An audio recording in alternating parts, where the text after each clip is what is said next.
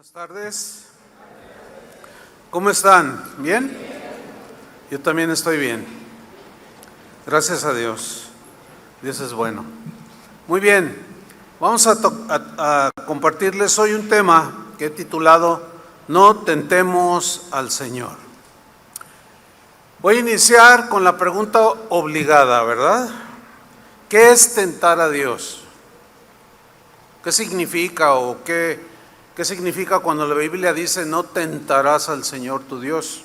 Bueno, tentar a Dios es poner a prueba a Dios para que cumpla su palabra, simplemente para satisfacer lo que a mí me gusta o lo que yo quiero, aunque no haga yo su voluntad. Pero como Él es Dios, pues yo quiero que Él haga esto. Tentar a Dios es retarlo, es desafiarlo con altivez o con incredulidad. Ay, sí, ¿a poco te fijas en mí? Cosas así, ¿no? Todo esto para que haga algo, o sea, que Dios haga algo en contra de su voluntad. Sabemos que, o no estamos seguros a veces cuál es su voluntad, pero como es algo que yo deseo, como que lo desafío, ¿entiende? Para que me dé lo que yo quiero. Eso es tentar a Dios. Ahora, si tú quieres ofender a Dios, algunos dirán, ay, pues ¿quién quiere ofender a Dios? A ver, les pregunto, ¿cuántos de aquí quieren ofender a Dios? ¿Nadie? No, ¿cómo, verdad? No, hermano. Pero les aseguro que muchos de nosotros lo hacemos. Pero si tú quieres ofender a Dios, lo voy a manejar en ese lenguaje, en ese sentido. Si tú quieres ofender a Dios, exígele. ¿Cuántos le exigen a Dios? ¿Ven? Desafíalo. Si tú quieres ofender a Dios, presiónalo, ¿sí? Trata de obligarlo a que haga algo que tú quieres, sin importar si es o no su voluntad. No, pero yo lo quiero. Entonces, como tú eres Dios, yo quiero que me lo des. Mucha gente tienta a Dios de manera insólita. A veces es por ignorancia. Yo quiero creer que es la mayoría de las veces es por ignorancia que tentamos a Dios. Pero eso no nos exime de culpabilidad, ¿sí? Como aquel hombre que entró en una jaula de leones en un zoológico en Ucrania. La historia lo narra de esta manera, que el hombre gritaba a todo pulmón desafiando a Dios y entró a una jaula donde había leones. Esto no hace mucho. Y él dijo, a ver, si Dios existe, que me salve de los leones. A ver, y se metió a la jaula de los leones. ¿Pero qué creen que sucedió? ¿Qué creen? ¿Que Dios lo salvó?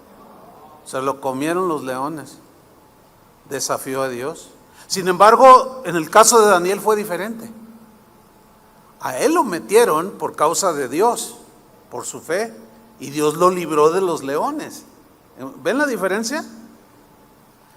Los fariseos tentaban a Jesús, lo desafiaban, lo subestimaban, lo miraban así con desprecio.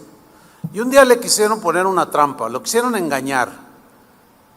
Cuando le preguntaron si era lícito darle impuesto al César, y Jesús en Mateo 22:18 les responde así. Dice, pero Jesús, conociendo la malicia de ellos, yo quiero que ustedes subrayen esa frase, Jesús conociendo la malicia.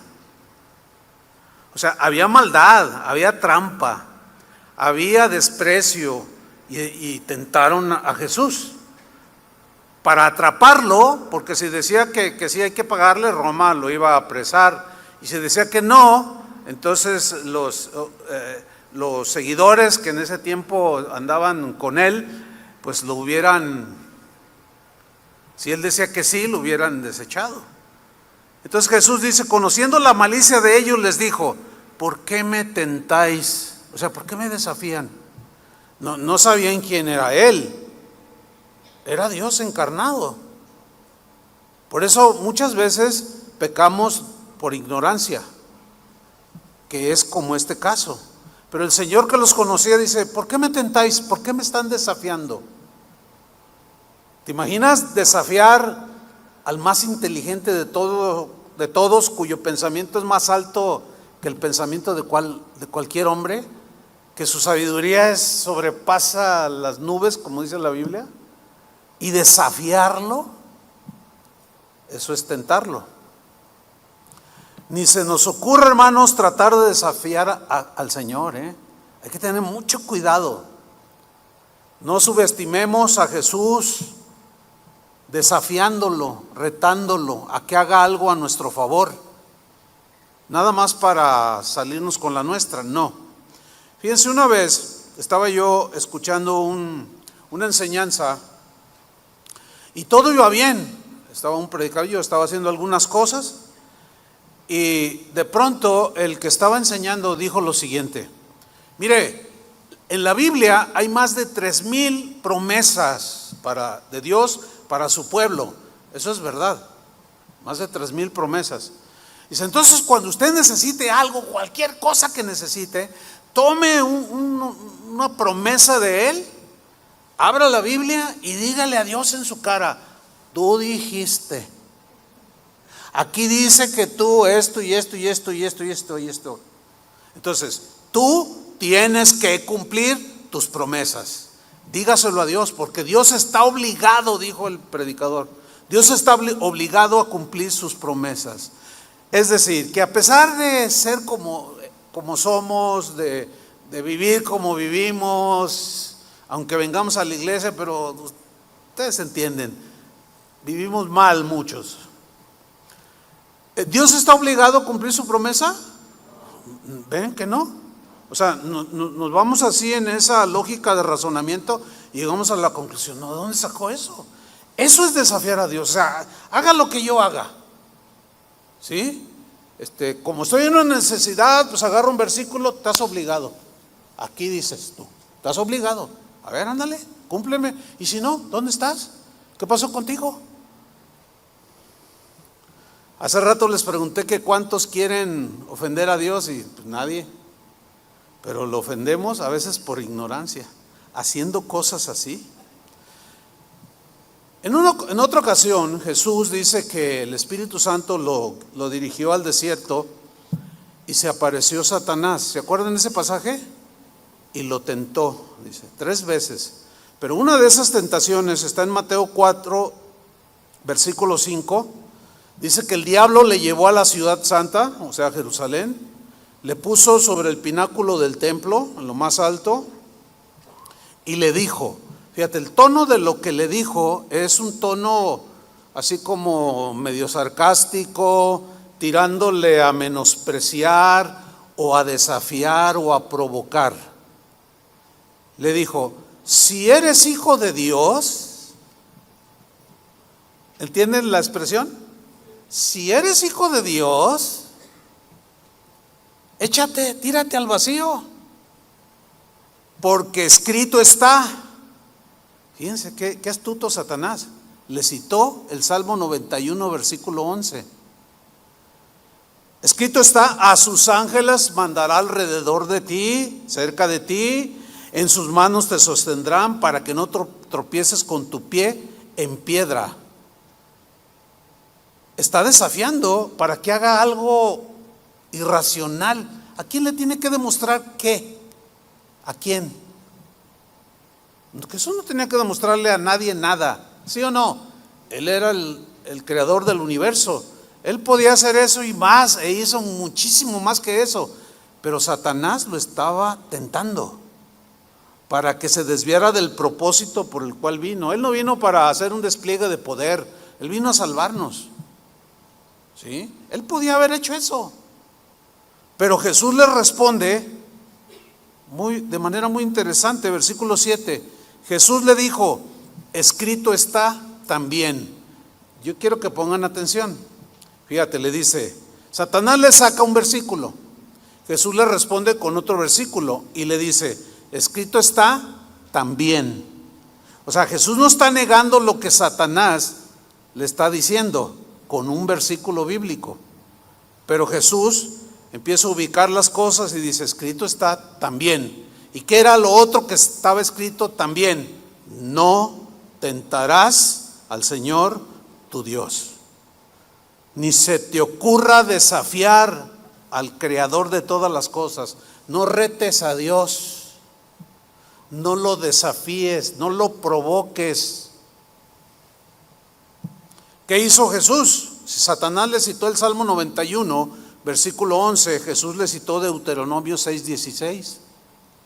No tentarás a Jehová vuestro Dios. Ahora, aquí hay algo muy importante que continuamente yo menciono y lo vuelvo a reiterar una vez más, porque es algo delicado para nosotros, es algo peligroso para nosotros los cristianos. ¿Qué es? Que Satanás, como ustedes pueden observar, usó y sigue usando la mismísima palabra de Dios para engañar. Qué increíble, ¿no? O sea, utilizó la misma palabra de Dios para desviar a Jesús del propósito de su venida. Torció el verdadero significado del Salmo 91 para hacer tropezar a Jesús. Bueno, quiero decirles, hermanos, la misma estrategia sigue utilizando Satanás contra nosotros. Puede usar la misma Biblia, los mismos textos de la Biblia para desviarnos. Por ejemplo, estaba yo compartiendo, predicando en una congregación y al final una señora se me acercó, me dijo, pastor, fíjese, nosotros tenemos como 10 años viniendo a esta congregación, pero últimamente sucedió algo que estoy muy preocupada. Fíjese que mi esposo ya no quiere venir aquí a esta congregación porque estaba escuchando en YouTube a un predicador, a cierto predicador. Ella me dijo el nombre, pero yo no lo voy a repetir. Y de pronto dijo, ya no voy a ir a la iglesia donde siempre hemos ido. Le dijo, ¿por qué? Porque ya encontré a alguien que predica bien tremendo. Y ustedes y allí donde vamos y el pastor y todos son un montón de ignorantes. Y empezó a despreciar a los hermanos que antes abrazaba.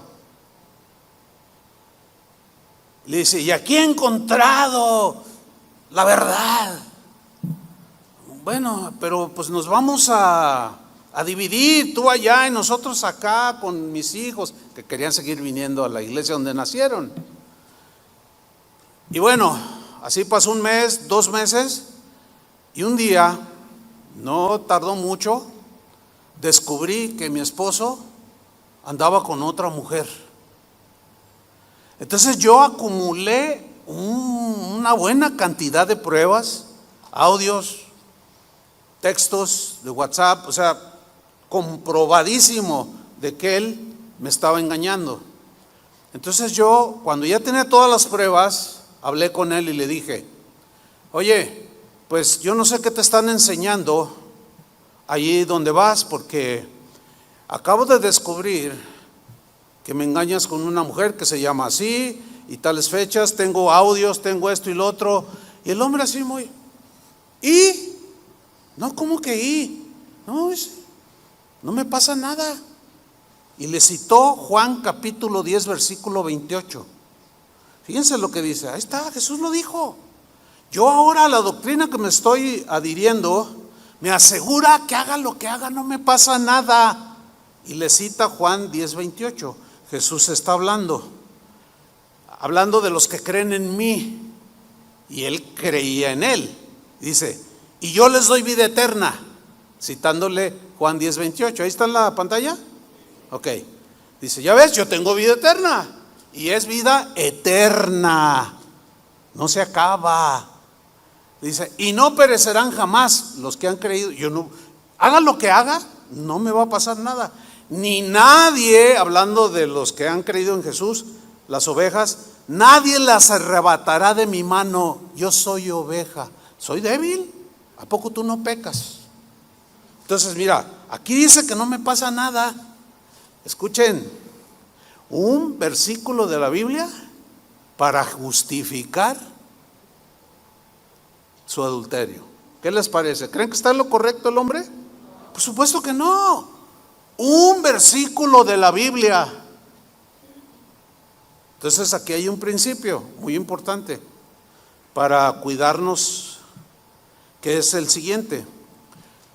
Muchas verdades de Dios, en algunas ocasiones, tienen dos lados que se complementan para que sea la verdad pues completa de Dios. Y ambos lados tienen que ser considerados para tener un equilibrio y un panorama más completo de esa verdad de la Biblia.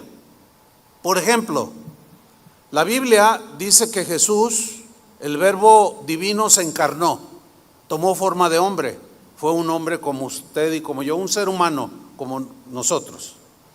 Bueno, pero también la Biblia nos asegura, y él mismo lo recalcó, de que él era el Hijo de Dios, o sea que él era Dios. Entonces, si yo leo nada más los versículos donde dice y asegura que Jesús era un ser humano como nosotros, y no tomamos en cuenta los otros versículos que hablan de que él era divino, le vamos a despojar de su divinidad y nos quedamos con un Jesús puramente humano, como un grupo que anda por allí sectario, que son los testigos de Jehová. Ellos no toman en consideración los versículos donde hablan de que el Verbo era eterno y que se encarnó, y toman nada más los versículos que hablan de la humanidad de Jesús. Entonces lo despojan de su divinidad. Presentan algunos textos que afirman que Jesús era hombre, pero los otros no los toman. Exactamente lo que Satanás quiso hacer. Por eso Jesús le dijo, escrito está también. Ok, Jesús es humano, pero también es Dios. Acá también dice esto. O al contrario, hay quienes se enfatizan solo en la divinidad de Jesús y lo despojan de su humanidad. Y dicen cosas como que él no era real lo que se vio, que era una manifestación de no sé qué, que el que murió en la cruz era una imaginación en las personas que estaban viendo, unos rollos horribles. Todo ¿por qué? Porque se dejan engañar. Al tomar un mismo versículo de la Biblia, de manera fuera del contexto de toda la Biblia, y te desvía. ¿Sí están entendiendo? Otro ejemplo. Hay cristianos que para justificar su comportamiento carnal, cuando alguien los amonesta y les dice, oye, no, eso no es de un cristiano. No hay problema, Dios es amor. Dios me ama y me entiende, me comprende, y Él es bueno y paciente y perdonador, no pasa nada, Dios es amor. Bueno, la Biblia dice que Dios es amor, ¿sí o no? Pero también la Biblia dice que Dios es justo. Pero escrito está también que no tendrá por inocente al culpable. También dice que no sembréis para la carne, porque si siembras para la carne, segarás corrupción, segarás muerte. ¿Están entendiendo? Otro ejemplo para que les quede bien.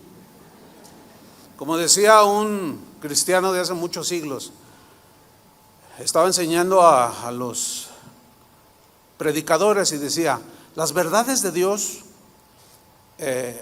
hay que apuntalarlas, como apuntalas una viga cuando estás construyendo, con clavos y martillo, y tornillo, y atorníllales las verdades de Dios para que estén sólidos.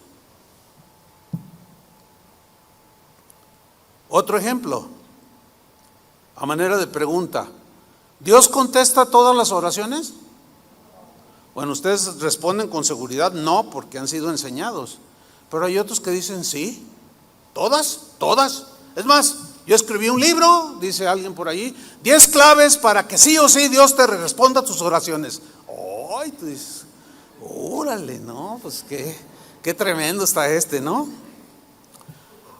A continuación voy a citar una oración que es muy común en algunos cristianos, que repito, lo más probable es que ellos oren así por ignorancia y terminan tentando a Dios, terminan desafiando a Dios. Una oración como esta que quizás la has hecho o la hayas oído, no lo sé. Pero dice así: Señor, tu palabra dice que todo lo que pidiere creyendo, lo recibiré. Así hay un versículo que Jesús dijo, ¿sí o no? Tú dijiste que todo lo que pidieras creyendo, lo recibiría. Bueno, también dijiste, pedid y se os dará. ¿Sí o no, Señor? Entonces yo pido, creo y recibo. Y tú dijiste, pedid y se os dará. Te doy 3 días para que me respondas. ¿Quién ora así? Uy, hermano, si supiera. ¿Cuántos han oído algo así? O cuando se para un cristiano y dice, yo decreto esto para tu vida. Espérame, ¿cómo que tú decretas prosperidad para él? Espérame. ¿De dónde sacaste esa altanería? ¿Cómo que tú decretas? ¿Qué es eso? ¿Que no es Dios el que bendice? O sea que a veces ni los conocen y dicen, yo decreto que tú, quién sabe qué. Y más de uno sabe la vida y dice, este no es profeta. Si lo conociera no le profetizaría eso. No tentemos a Dios, hermanos. Muchas veces lo hacemos por ignorancia, repito. Tentar a Dios es pretender vivir mal, alejado de los caminos de Dios. En realidad vivimos mintiendo y aún tomando textos de la Biblia, justificando nuestra conducta errada. Como un cristiano por ahí también le dijeron, oye, pues tú eres pastor. Yo soy pastor. Hijo, pues es que no pareces pastor, le dicen. ¿Pero por qué no? Es que siempre gritas, dices groserías. Pues es que así soy yo, ¿y qué? Así Dios me hizo. Además la Biblia dice, y empieza a sacar versículos para justificar. Sí, son versículos que dicen que Dios te transforma, que es paciente contigo, pero también escrito está lo otro. Entonces, tentar a Dios es querer vivir de una manera como nos dé la gana, pensando que Dios va a tolerar nuestros pecados. Dios es bien paciente, ciertamente, pero miren, en la vida de Israel hubo una época donde había varios profetas. Uno de ellos era Jeremías, que él era un profeta de Dios, y había 1 o 2 más que eran profetas de Dios contemporáneos de Jeremías, pero había otros profetas que no eran genuinos. Y miren lo que Dios le dijo a Jeremías respecto a esos profetas. Vamos a leer Jeremías 23:21. Ahí andaba un grupo de profetas profetizándole al pueblo de Israel y les decían puras cosas bonitas, pero adoraban ídolos, le habían dado la espalda a Dios. A Jeremías lo traían a raya, lo perseguían, lo metieron un día a un pozo porque les hablaba la verdad y no les gustaba. Entonces surgió un grupo de profetas que les empezaban a decir puras cosas bonitas. Entonces Dios le dice a Jeremías, no envié yo a aquellos profetas, yo no los mandé, pero ellos corrían. Yo no les hablé, mas ellos profetizaban. Pero si ellos hubieran estado en mi secreto, en comunión conmigo, habrían hecho oír mis palabras a mi pueblo y lo habrían hecho volver de su mal camino y de la maldad de sus obras. Miren, los profetas del Antiguo Testamento y los del Nuevo, como Juan el Bautista y algunos otros allí del Nuevo Testamento, una de las funciones del profeta es corregir al pueblo cuando se desvía de los caminos de Dios. Es tratar de regresarlos con amonestaciones fuertes, con palabra de Dios de advertencia. Rara vez se oye a un profeta de Dios lisonjeando, pero aquí estaban estos falsos. Sigamos leyendo. Versículo 25. Yo he oído, dice Dios, lo que aquellos profetas dijeron. Yo lo he oído, no estoy sordo. Y lo que estaban haciendo estos profetas eran desafiar a Dios, eran tentar a Dios diciendo mentiras al pueblo. Yo los he oído aquellos profetas, lo que ellos dijeron, profetizando mentira en mi nombre, diciendo, soñé. Otra versión dice, tuve una visión. Nosotros ahora decimos, Dios me dijo. Y a veces Dios nos dice, pero hay que tener muchísimo cuidado, hermanos. Muchísimo cuidado. Porque podemos estar tentando a Dios con ese Dios me dijo. Ahora, yo no niego que Dios habla hoy. Pero hay algunos hermanos que andan mal, se portan mal, maltratan a la señora, a la esposa, y luego vienen, tengo una palabra, pero usted, así me dijo el Señor que le dijera, y luego, tú nomás los oyes y luego. ¿Saben cómo yo enfrento eso? Porque a veces la gente se me acerca, tengo una palabra para usted, y ya nomás con la actitud, a ver, dígamela, no, pues, pero la va a recibir. Bueno, la Biblia dice que juzguemos, entonces yo voy a juzgar lo que usted me está diciendo. Pues así dice el Señor, te dice un montón de cosas. Yo le digo, bueno, usted prácticamente me está acusando, ¿tiene pruebas? No, pero Dios que sabe todo me dijo. Bueno, ok, pero usted me tiene que comprobar a mí lo que usted me está diciendo que yo estoy haciendo o diciendo. Como alguien una vez allá me abordó, tú, así te dice el Señor, estás torciendo a mi pueblo. ¿En qué lo he torcido? No, usted las enseña. ¿Cuál? A mí Dios me mostró. Bueno, pero dígame cuál. Tiene que tener pruebas. ¿Están entendiendo? Soñé, yo dije. Bueno, estamos en un tiempo de votaciones, ¿no? No digan por quién van a votar. Yo se les voy a decir por quién voten. Voten por Adrián, el profe. Las despensas se las dan allí por ese pasillo, ahí recogen, y de este lado 500 pesos. Hermanos, no se vendan tan vilmente. ¿Me están entendiendo, no? Bueno, hablando de profetas, vino un grupo de profetas, fue a la Ciudad de México. Hicieron una reunión, está grabada esa reunión, está allí en internet. Contactaron a una de las candidatas, no voy a decir a cuál, y se juntaron, oraron por ella, y eso está bien, pero pronto salieron los profetas y dijeron, así te dice el Señor, tú serás la próxima presidenta de México. Yo cuando ahí dice, bueno, es que eso lo he visto muchas veces. Por ejemplo, en un país sudamericano, no voy a decir qué país para evitar situaciones. Ustedes saben que la gente es bien chismosa y tuerce todo, así como el Satanás tuerce todo. Entonces, para evitar eso, un país de Sudamérica, y llegó un profeta que es bien conocido y lo abordó, y está allí cuando le dice, así te dice el Señor, tú serás el próximo presidente de este país y tú lo vas a llevar al primer mundo y tú esto y lo otro. Eran 4 candidatos. ¿Saben en qué lugar quedó ese al que le profetizaron? Quedó en último lugar. ¿Y el profeta qué? A ver, bueno, alguien lo abordó, fíjense, y le dijeron, oye, tú eres un falso profeta porque le profetizaste que Dios te había dicho que él sería el presidente de este país y no fue, quedó en último lugar. Yo no me equivoqué, el que se equivocó fue Dios, porque yo, fíjate, son hasta desvergonzados.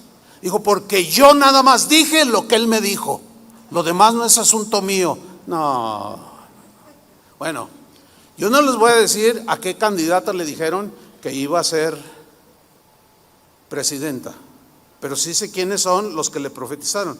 El próximo domingo vamos a ver si se cumplió, era Dios, ¿sí o no? Y vamos a decir, Dios sigue hablando hoy. ¿Y si no? Hermanos, necesitamos ser muy cautelosos.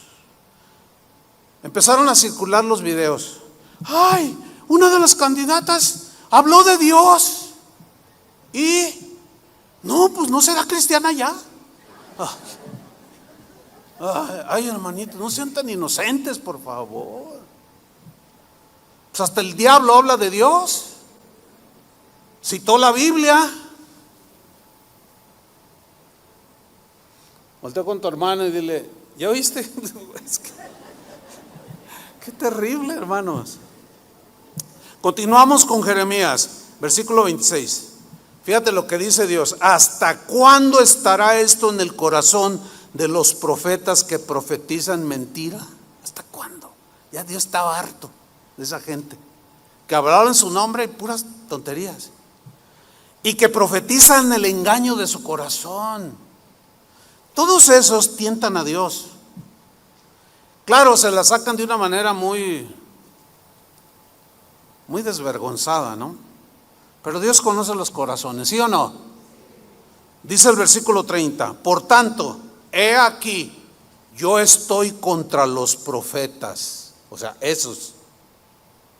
Yo estoy en contra de ellos. Qué terrible es tener en contra de Dios, hermano. Pero ellos lo desafiaban, diciendo, Dios me dijo, soñé de Dios, y eran puras mentiras. Y llega la exhortación y ellos insistieron en seguir engañando y mintiendo. Dios me dijo, Dios me dijo. Yo estoy contra esos profetas, dice Jehová, que hurtan mis palabras, cada uno de su más cercano. Ay, qué bonito, yo también lo voy a repetir. Dios me dijo, y era algo que el otro dijo. Y ahí se la pasaban. Parece que está describiendo estos tiempos de la iglesia. Pero no, esto fue escrito cientos de años antes de Jesús. Versículo 31, dice Jehová, he aquí yo estoy contra los profetas. 2 veces les dice, yo estoy en contra de esa gente que me desafía, que me menosprecia, que me tiene a un lado, como si yo no escuchara, como si yo no viera. Yo estoy aquí, yo estoy en contra de los profetas que endulzan sus lenguas y dicen, Él ha dicho, y Él nunca dijo. Eso es tentar a Dios, hermanos. Versículo 32, he aquí dice Jehová, yo estoy contra los que profetizan sueños mentirosos y los cuentan. ¿Y hacen qué? Errar a mi pueblo con sus mentiras y con sus lisonjas. Y yo no los envié ni les mandé, y ningún provecho hicieron a este pueblo, dice Jehová. En otra ocasión estaba oyendo a un predicador que yo conozco, y muy bien todo el mensaje, pero por ahí al minuto 25 que él estaba hablando, de pronto él dijo, la Biblia dice, Pablo dijo que Jesús se hizo pobre. Es una escritura, parece que es en Romanos, que el Señor se hizo pobre para que nosotros con su pobreza fuésemos enriquecidos. Citó un versículo, pero fíjense lo que dijo. Eso significa que al hacerse pobre y Él para enriquecernos, eso significa que todos los cristianos tenemos que ser ricos. Y ahí me saltó. Y luego de ahí se tomó y agarró otro par de versículos para asegurar que Dios a todos y cada uno de sus hijos los quiere hacer ricos materialmente. Ahora, entendemos por supuesto que ese texto que el Señor se hizo pobre para enriquecernos es algo espiritual. ¿Sí o no? O sea, se sobreentiende. Entonces, no, que le escribo. Le dije, oye, le dije, estaba escuchando tal enseñanza tuya y, oye, no. Le dije, no, torciste muy feo el significado, estás desviando el corazón de la gente. ¿Todo para qué? Para al final de la predicación sacarles el dinero. Y fíjense lo que me contestó. Y ahí tengo yo el correo que me contestó. Me dijo, sí, yo sé cuál es el significado, pero a mí me funciona. Híjole, hasta sentí como una punzada así en el pecho y dije, no. Él cree que va a salir impune. Ese profeta falso que engaña al pueblo, tomando un versículo así como Satanás, torciéndolo, va a afectar al pueblo, los va a desviar. ¿Cree que va a quedar impune? No, ahora sí que no, Señor. ¿Qué no acabamos de leer? No quedarán impunes. Pero qué terrible es tentar a Dios, hermanos. No tentemos a Dios. Fíjate esta escritura que me habla muchas cosas, que me falta el tiempo para compartirlas, pero voy a mencionar algunas. Números 14, versículo 21. Se trata de los hijos de Israel. Pero leamos. Dice así, acuérdense que Él los había sacado de Egipto con mano poderosa, les abrió el mar para que pasaran como por tierra seca, tremendo milagro, ¿no? Bueno, dice Números 14, 21, mas tan ciertamente como vivo yo, y mi gloria llena toda la tierra, todos los que vieron mi gloria y mis señales que he hecho en Egipto y en el desierto, fíjate lo que dice, y me han tentado ya 10 veces y no han oído mi voz. Ay, Dios. Bueno, mira, el hecho de que Dios dice, me tentaron ya 10 veces, habla de un Dios muy paciente. ¿Cuántos le dan gracias al Señor? Pero no abusen de su paciencia.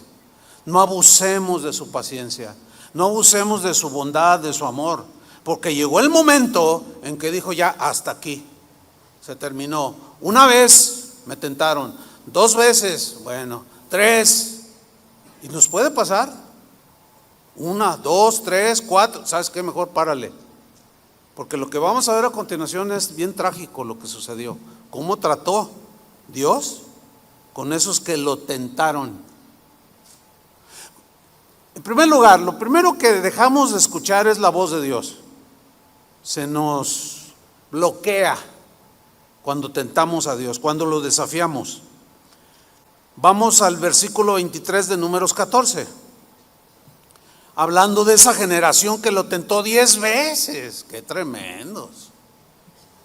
Algunos dicen, ay, yo ya llevo 15. Ay, pues, híjole, pues que Dios, mejor ya párale.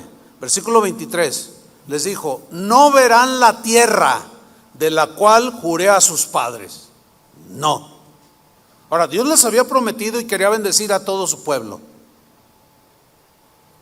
Pero ellos lo tentaron, lo desafiaron. Ahorita vamos a ver cómo lo desafiaron. Y dijo, no verán la tierra, yo se las prometí. Sí. No verán la tierra a la cual juré que les daría a sus padres. No, dice. Ninguno de los que me han irritado, me han molestado, me han ofendido, no verá la tierra. Pregunta, ¿Dios se ofende cuando lo tentamos? Pues claro, hermano. Por eso la Biblia es clara. Jesús dijo, no tentarás al Señor tu Dios. No lo desafíes. Ahora, ¿se acuerdan que Dios mandó a Moisés que enviara 12 espías para que vieran la tierra que les iba a entregar? Y cuando regresaron, ¿qué vieron? Entonces dice Josué y Caleb, no, es una tierra preciosa, no, ahí fluyen la leche, la miel, hay fuentes de agua, hay frutas. Mira, aquí traemos la prueba, unos racimos de uvas impresionantes. No, la tierra es maravillosa. Josué y Caleb dijeron eso. Y les pregunta a Moisés, ¿ustedes qué dicen? No, esa tierra no, ahí hay unos gigantes, no podemos. Si entramos nos van a aplastar como a chapulines. No podemos, no hables mal de la tierra que Dios te quiere dar. No, que no sé qué. Bueno, fíjate lo que dice después de que les menciona que no iban a entrar, no les iba a dar la tierra. Dios estaba molesto, dice el versículo 24. Pero a mi siervo Caleb, yo quiero subrayar que la próxima frase que viene es el punto que yo quiero resaltar. Pero a mi siervo Caleb, por cuanto hubo en él otro espíritu. Aquí otro espíritu se refiere a otra actitud de su corazón, otra reacción, otra acción completamente diferente. Dios les había prometido, él le creyó. ¿Había gigantes? Pues sí, pero dijo, pero pues nosotros, Dios está con nosotros, los vamos a derrotar. O sea, él le creyó a Dios, no menospreció la promesa de Dios. Sabía que iba a haber conflicto, pero también sabía que Dios iba a estar con él. Por consiguiente, su actitud fue diferente. Por eso dice Dios a mi siervo Caleb, por cuanto hubo en él otro espíritu y decidió ir en pos de mí. O sea, me creyó. Siguió todo lo que yo les mandé, me obedeció.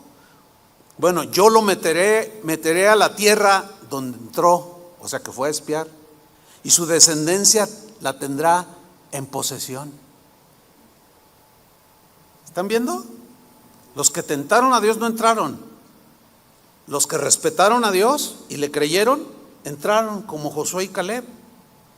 Ahora, hay un salmo que es el 78, que narra de manera sintetizada cómo fue que tentaron a Dios. Menciona 3, 4 por ahí, pero fueron 10. No las vamos a mencionar todas, pero vamos a leer algo del Salmo 78. Para que ustedes miren cómo el pueblo, qué fue lo que dijo e hizo para desafiar a Dios, tentándolo. Dice Salmo 78, 18. Dice el salmista, pues tentaron a Dios en su corazón. ¿En dónde es donde creemos? En el corazón. Creemos para justicia, dice Pablo a los romanos. En el corazón. Entonces, en su corazón, ¿qué había? Tentaron a Dios. No le habían creído la promesa. Lo subestimaron. Por tanto, al no creerle, lo desafiaron. Dice, tentaron a Dios en su corazón pidiendo comida. Pidiendo comida. Bueno, es que todos comemos, ¿no? ¿Qué va a comer hoy? Yo tengo unas tortas ahogadas ahí guardadas. ¿Gustan? Bueno, nomás hay 10. Pidiendo comida a su gusto, imagínense en el desierto, y estos sacan la carta, y no, pues yo quiero 3 tiempos de la comida, otro, no, yo 4, no, yo 5, a su gusto. Pidieron comida a su gusto. O sea, si Dios es poderoso, me va a dar lo que yo quiero. Y ahí está la tentación. ¿Sí? Versículo 19. Y hablaron contra Dios. ¿Cómo pues que podemos hablar contra Dios? Si yo les preguntara, ¿son cristianos? Ustedes me van a decir, sí. Y si yo les dijera, ¿y por qué hablas mal de Dios? Yo no hablo mal de Dios. ¿Cómo voy a hablar mal de Dios? Bueno, vamos a ver. Aquí dice que ellos hablaron contra Dios. Y ahí es donde entró la tentación. ¿Sí? El desafío. Diciendo, fíjate lo que dijeron. Pongan atención. No se duerma porque puede despertar en un lugar muy calientito. Diciendo. ¿Qué dijeron? ¿Cómo tentaron a Dios? Dice, ¿podrá poner mesa en el desierto? Ahora, ¿dónde estaban ellos? En el desierto. ¿Qué hay en el desierto? Casi nada. Bueno, falta el agua. Hace mucho calor. En la noche hace mucho frío. No hay comida. Y eran un montón que habían salido de Egipto. Y empezaron, a ver, ¿acaso podrá poner mesa en el desierto? Fíjate, vieron que les había abierto el mar. De pronto están en el desierto y no hay comida, tengo hambre. Pues yo quiero esto, yo quiero pepinos. Y otro empezó, no, yo cebollas, y otro ajos. O sea, todo lo que sabe sabroso. Bueno, los ajos más o menos. Es que yo soy antiajo. No Santiago, sino antiajo. No se crea. ¿Podrá poner mesa en el desierto? Yo les pregunto, ¿puede Dios en medio de un desierto hacer que brote agua y calmar su sed? Pues lo hizo. Y siguieron dudando. Moisés, nos estamos muriendo de sed. Y Moisés va con Dios, Señor, ¿qué hago? Dice, mira, la roca que tipifica a Cristo, con la vara que traes en la mano, golpéala una vez y de ahí van a brotar. Va a brotar agua y le vas a dar a todo el pueblo. Y Moisés le creyó, obedeció y fue y golpeó la roca y brotó un manantial y todos bebieron, y las bestias que llevaban y todos, hasta yo creo que se bañaron. O sea, Dios hizo un milagro impresionante. Entonces, ¿puede o no puede? Ok, pero entonces, ¿por qué ellos dijeron, desafiándolo? A ver, es como decir, a ver, otra vez, pero yo quiero comida a mi gusto. Yo no estoy contento, soy un hijo del rey y debo de vivir como un hijo del rey. Así dicen muchos. ¿Cómo viven los hijos de un rey? Y la respuesta lógica, en la lógica terrenal, es, no, pues viven en un palacio. Yo quiero un palacio. Lo decreto y lo recibo. Y todos aquellos que no viven así como hijos de un rey son unos miserables. Algo así como dijo una candidata. Al buen entendedor, pocas palabras, ¿no? Ahora fíjate, en el versículo 20 continuaron con su desafío. ¿Podrá dar también pan? ¿Podrá darnos pan? ¿Se acuerdan cuando Jesús multiplicó 2 panecillos y unos pececillos? ¿Podrá? Pues fíjense, todas esas historias nosotros ya las leemos. Y hay cristianos que cuando están en una situación de estrechez, dudan. Ay, Señor, ¿acaso podrás? ¿Cómo? No está bien planteada la pregunta. Más bien, Señor, estoy en valle de sombra de muerte, pero tú has prometido estar conmigo. Entonces yo no sé cómo voy a pasar, pero tú me vas a llevar en tus brazos. Eso es bien diferente, muy diferente. ¿Podrá dar también pan? ¿Dispondrá carne para su pueblo? Fíjate cómo empezaron a crecer el menú. Pero también quiero carne. ¿Me podrás dar acaso carne? Como diciendo, ¿de dónde? Ay, pues ese Dios, ya se les olvidó bien pronto cómo Dios les había abierto el mar. Ahora fíjate el versículo 21, Por tanto, oyó Jehová y se quedó bien contento con su pueblo. ¿Así dice? Hermano, se molestó Dios, se ofendió. ¿Que no habían visto sus maravillas? Y ahora están en otra situación de estrechez y comienzan a desafiar a Dios. Y Dios se indignó, se encendió el fuego contra Jacob y el furor subió también contra Israel. Dios se molestó. Para los que dicen que no pasa nada, que Dios es amor, sí es cierto, pero hay un momento que dice, ya basta. Oye, ¿que te la vas a pasar ofendiéndome, dudando de mí a cada rato? ¿Cuántas veces te he demostrado que estoy contigo? ¿Cuántas veces te he sacado de donde tú te has metido? ¿Otra vez estás ahí? ¿Y por qué dudas ahora? Y me desafías y me retas y me ofendes. Oigan, Dios es santo, hermanos. ¿Cuántos dicen amén? Dios es santo, Dios no es malévolo como nosotros. Necesitamos aprender a respetar a Dios y pensar muy bien lo que vamos a decir para no terminar tentándolo y sufriendo las consecuencias.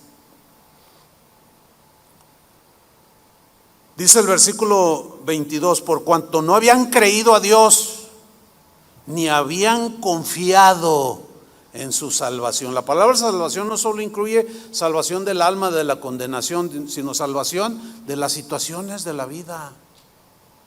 No confiaron en su salvación.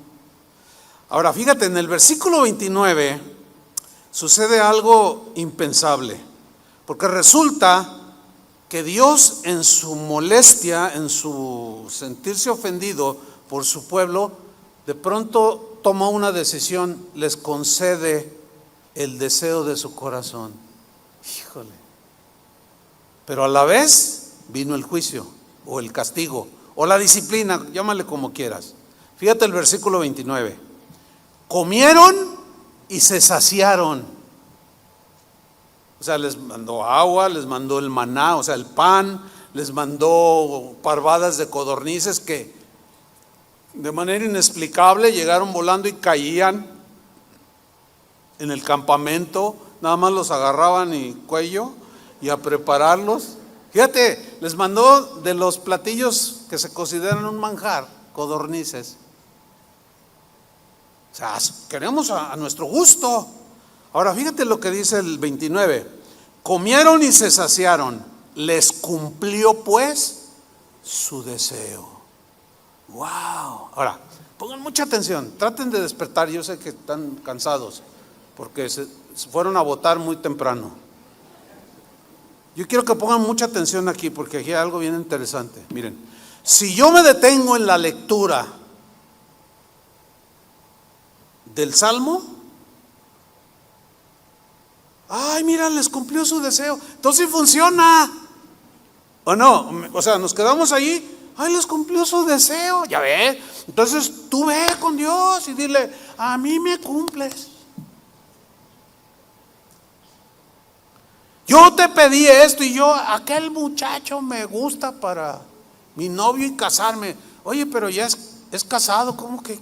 O sea, fíjate bien, muchacha. No, pues a mí me gusta y la Biblia dice que lo que pida yo recibo. ¿Se dan cuenta?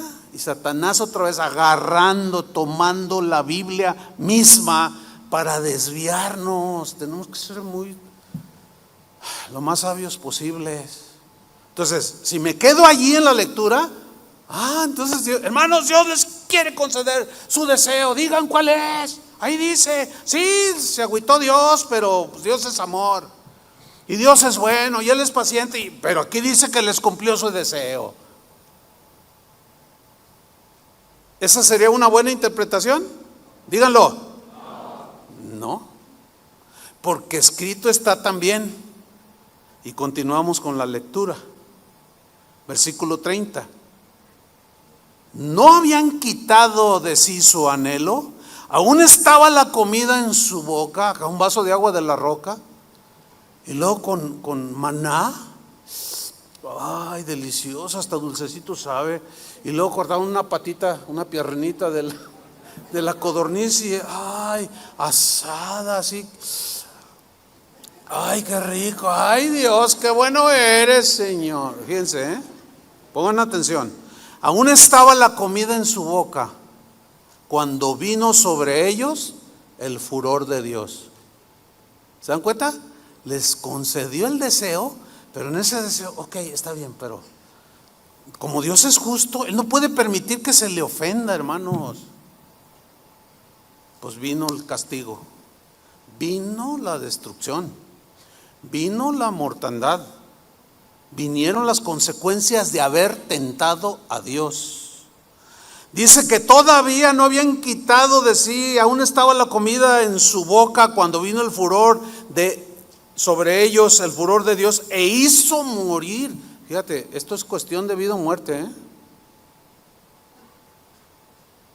Hizo morir a los más robustos de ellos, derribó a los escogidos de Israel. Con todo esto pecaron aún y no dieron crédito a sus maravillas. Hermanos, tenemos que tener mucho cuidado. En Éxodo 17:7, aquí hay algo que yo quiero mencionar. Cuando ellos hicieron estas tentaciones, cuando ellos avanzaban en el desierto antes del juicio, que no entraron y se murieron allí postrados en el desierto, dice que aquel lugar donde lo tentaron se llamó Mashá, que significa tentación, y Meribá, que significa quejas, quejarse o queja. Dice, a causa de las quejas de los israelitas que allí tentaron a Jehová, diciendo, ¿está Jehová en medio de nosotros o no? O sea, vieron sus circunstancias y dijeron, a ver, pues sí, nos sacó, ok, de Egipto, pero ¿y ahora qué? Mira, nos estamos muriendo de sed, tenemos hambre. Dice la Biblia que su ropa no se envejeció y sus zapatos no se desgastaron. 40 años duraron. Qué milagro más extraordinario. Que sus zapatos no se les acababan. Wow. Sin embargo, ellos se atrevieron todavía a decir, a ver, pues sí nos sacó de allá, pero no veo ahora, no veo claro. ¿Está Jehová en medio de nosotros o no está? Porque si estuviera, no estaríamos así. ¿Se dan cuenta la falta de entendimiento? De que, como el apóstol Pablo enseñó, yo sé tener abundancia y sé tener escasez. En ambas condiciones sé tener paz, estoy tranquilo. Sé tener abundancia y sé tener escasez, estoy enseñado. Si yo tengo escasez, no voy a dudar de Dios. Sabrá Él por qué está permitiendo esto. Y si tiene abundancia, no se me va a subir el orgullo y ya no necesito a Dios. O sea, había un equilibrio en esto. Cosa que en los cristianos de hoy, sobre todo los que se exponen a esas enseñanzas o a ese evangelio que se conoce como el evangelio de la prosperidad, que Dios te quiere hacer rico. Ellos no aceptan por ningún motivo un tiempo de escasez. Porque Cristo se hizo pobre para hacernos ricos. Si no, yo te reprendo. Ato tus palabras, las desecho y yo recibo la bendición de Dios. Viene un problema, una situación donde o estás conmigo o no estás. Fue como decirle a Dios, nos sacaste de Egipto y nos abandonaste en el desierto. Me sacaste del mundo y mira, antes estaba yo mejor que en el mundo que ahorita. Ay, cuidado, hermano, eso lo he escuchado mucho de cristianos. Ay, pastor, no entiendo. Yo antes en el mundo estaba mejor. ¿A qué le llamas estar mejor?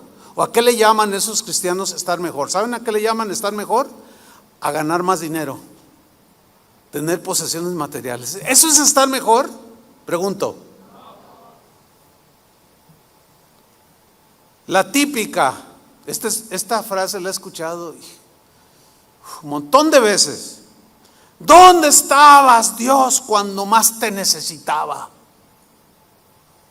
No les voy a preguntar cuántos han dicho eso, pero si lo han dicho, pues hay tiempo de arrepentirse y de volver hacia atrás y decirle al Señor, Señor, perdóname. ¿Dónde estabas cuando más te necesitaba? Porque de pronto llegó una situación difícil. Hay un poema que ilustra perfectamente este punto.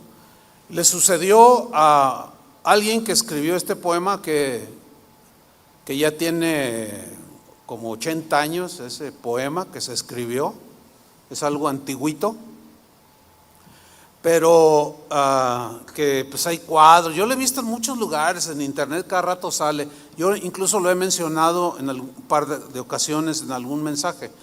Y yo recordé ese poema y lo voy a citar porque ilustra perfectamente esto de ¿dónde estabas cuando más te necesitaba? Bueno, ese poema se llama Huellas.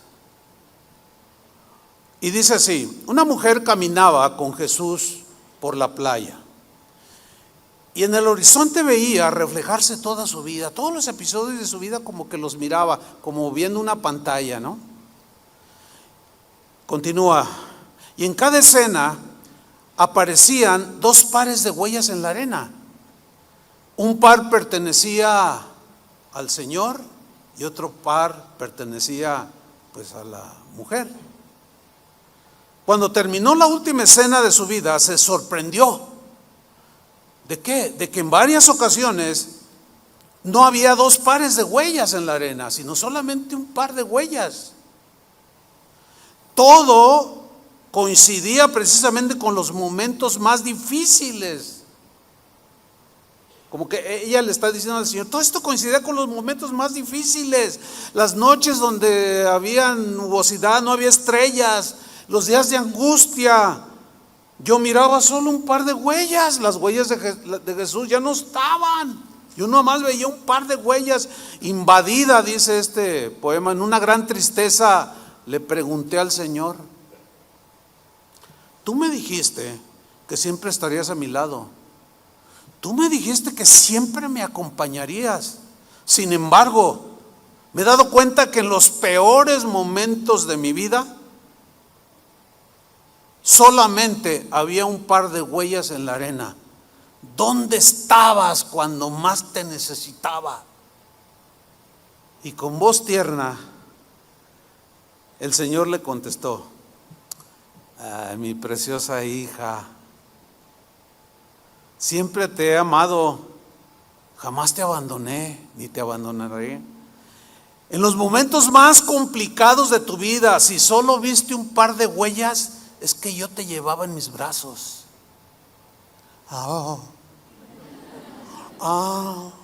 Eso no está en el poema. Hermanos, no tentemos al Señor. No, creámosle. ¿Cuántos dicen amén? Miren, una vez yo estaba en una situación donde nada más miraba un par de huellas.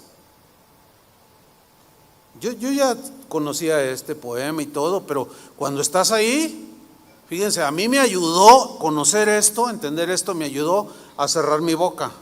Pero en un momento de esos cruciales, como cristiano, como pastor y como iglesia, casa de oración, era un momento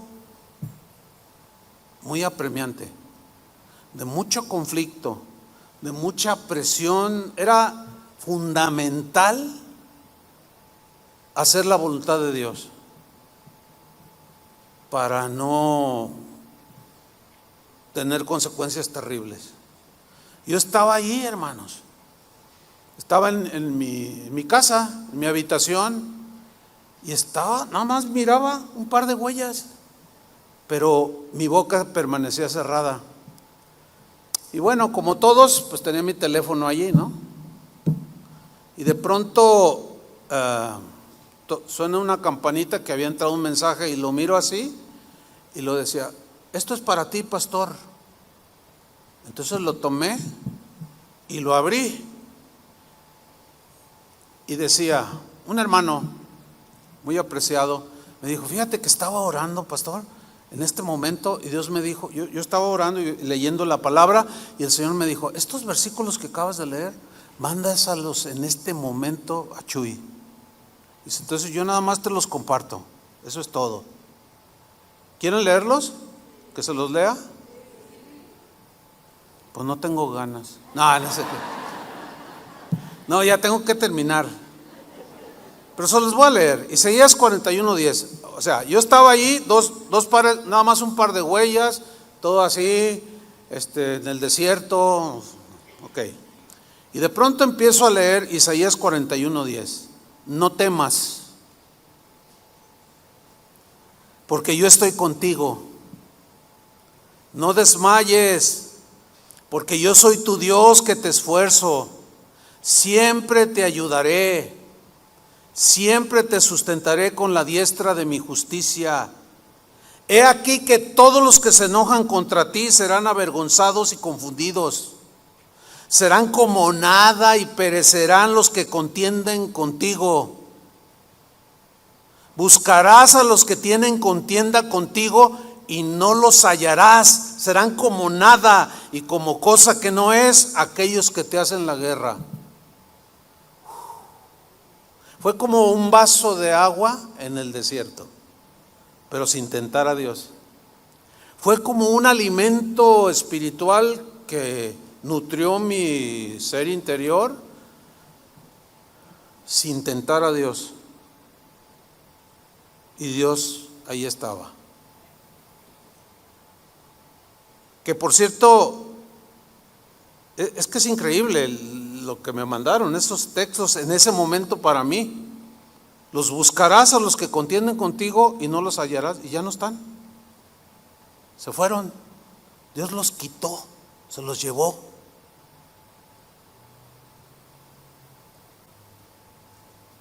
Pero respeté a Dios. Respetemos a Dios, hermanos. Guardemos nuestro corazón, no lo tentemos. Nos metemos en grandes problemas. Confiemos en Dios, Él es digno de toda confianza. ¿Cuántos dicen amén? Termino con estos 3 versículos, 4. 1 Corintios 10:9. Fíjate, Pablo está amonestando a los corintios y les dice: no tentemos ni tentemos al Señor. No, Corintios, no tienten a Dios, porque lo tentaban, lo desafiaban.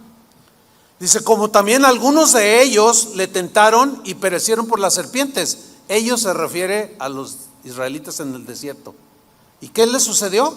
Pues Dios envió serpientes, los mordían, pero luego levantó la serpiente, ¿se acuerdan? Atravesada en un asta, dijo, pero todo el que mirare, que tipificaba a Cristo, y mirar esa serpiente, se sanará. Y muchos lo miraron, pero otros no. Siguieron menospreciando a Dios y perecieron por las serpientes. Y luego dice el 10, ni murmuréis como algunos de ellos murmuraron y perecieron por el destructor. ¿Se dan cuenta? Muerte, consecuencias fuertes. Versículo 11, y estas cosas les acontecieron, hablando de los del Israel en el desierto, les sucedieron como ejemplo. ¿Ejemplo para quién? A ver, ¿para quién es el ejemplo? Díganlo, para nosotros. Para nosotros el ejemplo. Y están escritas para amonestarnos a nosotros. Hay una amonestación de parte del Señor. Y están escritas para evitar que tentemos a Dios.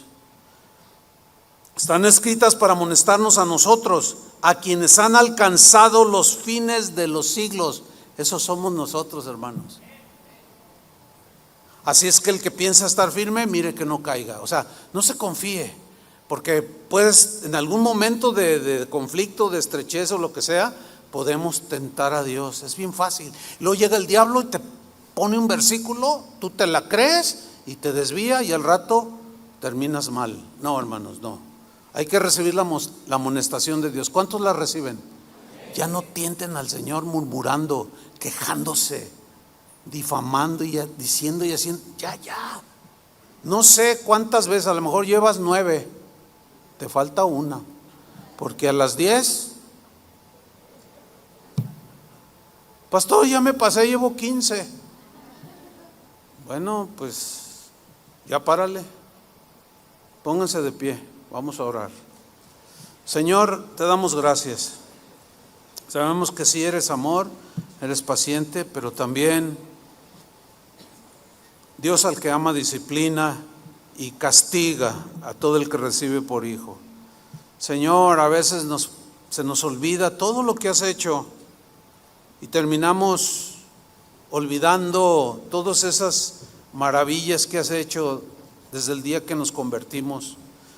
¿Cuántas veces nos has sacado de situaciones que nosotros mismos nos metemos por nuestra desobediencia? Pero en tu paciencia extiendes tu mano, nos tomas en tus brazos y nos sacas de ahí, pero al rato otra vez. Oh, gracias, Señor, porque eres muy paciente y perdonador, pero sí hay un límite y hay una amonestación aquí de tu parte, Señor. Esto se escribió como ejemplo para nosotros, para que no hagamos lo mismo. Ayúdanos, Señor, líbranos, Señor, de desafiarte, de dudar de ti, de pretender vivir a nuestro gusto, aún exigiendo cosas a nuestro gusto, sin importar cuál sea tu apreciación o tu voluntad, Señor. Y eso te ofende. Perdónanos, Señor. Perdónanos cuántas veces hemos erguido el rostro, levantado y hemos hablado mal de ti, te hemos ofendido. Perdónanos, Señor. Tú conoces el corazón, tú miras el pensamiento más íntimo. Sabemos que tú te complaces en hacer misericordia, pero también, Señor, al que amas disciplinas. Cualquier cosa de estas dos será bienvenida, Señor. Si nos disciplinas es porque somos tus hijos, porque nos amas y quieres lo mejor y quieres cumplir tus promesas en nosotros, pero es bajo tus reglas, Señor, es bajo tu propósito. Gracias te damos, Señor. Adoremos al Señor.